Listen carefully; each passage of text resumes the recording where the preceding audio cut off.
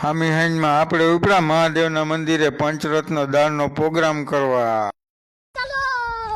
જેવા અમે મહાદેવના મંદિરે પહોંચ્યા ને તો રાવડી ચૂલે ટોપિયું ચડાવીને બેઠો હતો, એમાં તેલે ઠોકી દીધું હતું અને પાછો બધાની સામું જોવે બેઠો બેઠો હાલ।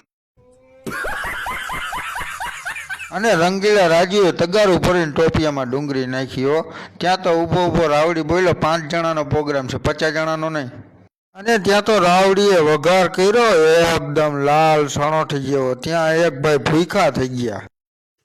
મને ભૂખ લાગી, જલ્દી બનાવો। ભૂખ લાગી એમ કીધું ત્યાં તો રંગીલા રાજુએ બાફેલું રાજદાણ ઠોકી દીધું ટોપિયામાં અને આખું ટોપિયું જોવો ને તમે બક બખાવીને ભરી દીધું। અને પછી રંગીલા રાજુએ સમસો નાખ્યો 8મા ગેરમાં, લાટા પાટા લાટા પાટા લાટા પાટા। સમસો 8મા ગેરમાં ફ્રી કર્યો ને તો રંગીલો રાજુ ટોપિયું લઈને માંડ્યો ભાગવા। માંડ ટોપિયું મુકાયું। જેવું નીચે ટોપિયું મુકાવીને બેહવાનું ચાલુ કર્યું ત્યાં તો લગરા કાકા ને રાવડી બે માંડ્યા હબડકા ઉપર હબડકા લેવા, ડીસુ ઉપર ડીસુ ઉલારે। તો મને એમથી વધશે કે નહીં?